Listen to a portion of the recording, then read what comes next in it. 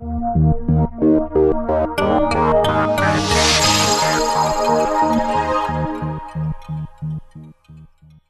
did you get the idea to hold this backwards day?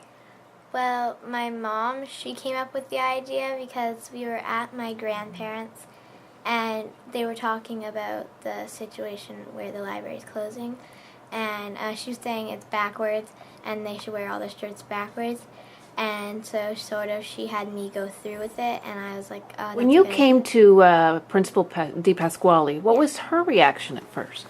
Well, she was really good about it. She actually wrote it in her daybook, and I just couldn't do it in the school, but I knew that before I started because they're not supposed to be like encouraging it, the protest, so I knew it was just going to be student-based. So. But you were allowed outside the school? Yes, outside at recess. At recess? Yeah. Okay, all right. So did you feel that that the principal here was overall very supportive and yeah, she was pretty good with it because she was very kind about it, and she didn't say like, no, you can't do it. She said like, you have the right to do it. Did anyone stand in your way to have this demonstration today? Not really. The teachers, they just didn't want to get involved because they didn't want to have to like compete with the school board or anything because that's their job. But no one really like told me like you can't do this.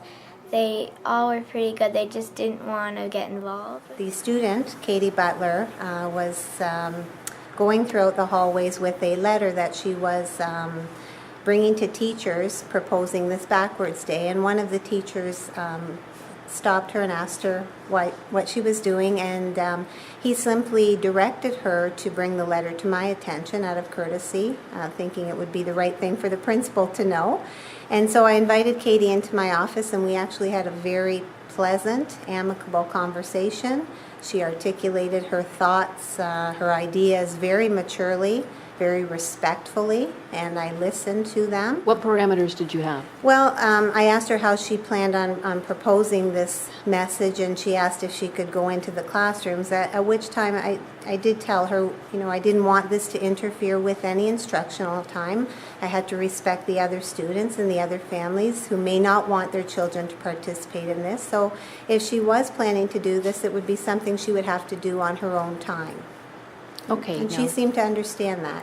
Right. As educators, we promote advocacy skills in our students and leadership skills, and we want them to be passionate and have a voice about what they believe in, as long as they do it in a polite, respectful, appropriate fashion. So I think these are teachable moments, and I think it's important that the message be known that as educators we support those kinds of actions as long as they're done in the correct fashion. Having lived through the experience now, and this is my last question, but having lived through the experience now, is there anything you would have done differently?